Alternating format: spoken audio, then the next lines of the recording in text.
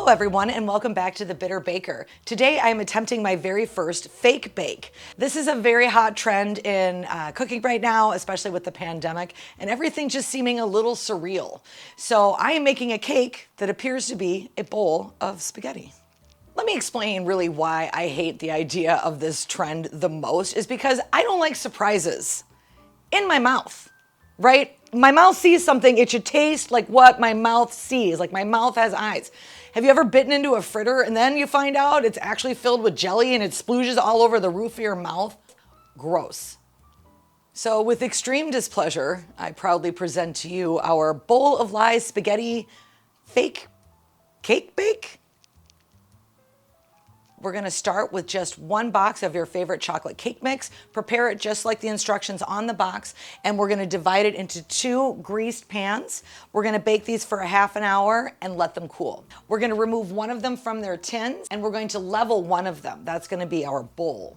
We're gonna invert that onto our plate, and we're gonna cover that very smoothly with our white cream frosting.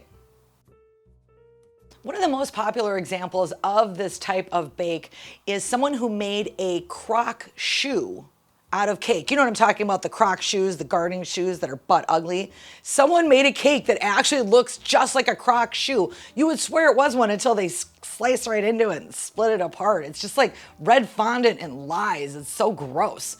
Then we're gonna start preparing our spaghetti fake noodles.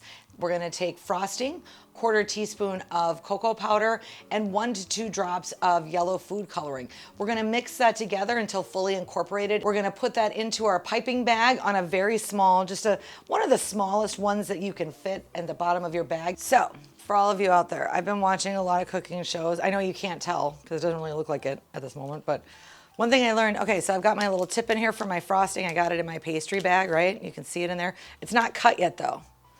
But look at my frosting's all stuck at the top. That's annoying, right? What should I learn? You can go like this. Huh?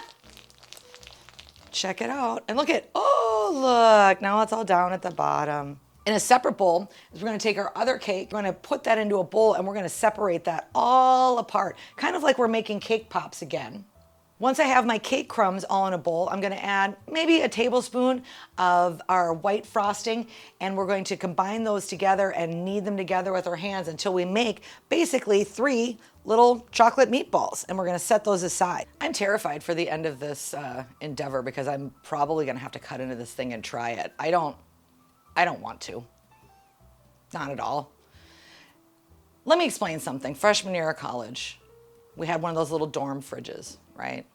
It's midnight, I had roommates. I didn't want to turn the lights, wake anybody up. Went to the refrigerator, pulled out what I thought was a can of Mountain Dew. It was a Miller. Slammed that thing. Threw up. Instantly all over my roommates. Yeah, I'm not looking forward to this.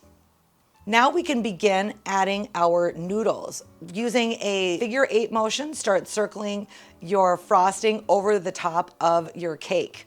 And then we're gonna add our fake sauce, which is simply just pureed strawberries that have been thawed, and you puree them for just a second or two on low, just to kind of pulse them. You want it to be thin, but you want it to have a couple chunks, kind of like a meat sauce. You can then, once you've filled it all the way up and it looks like a bowl of noodles, then you can add your meatballs on top.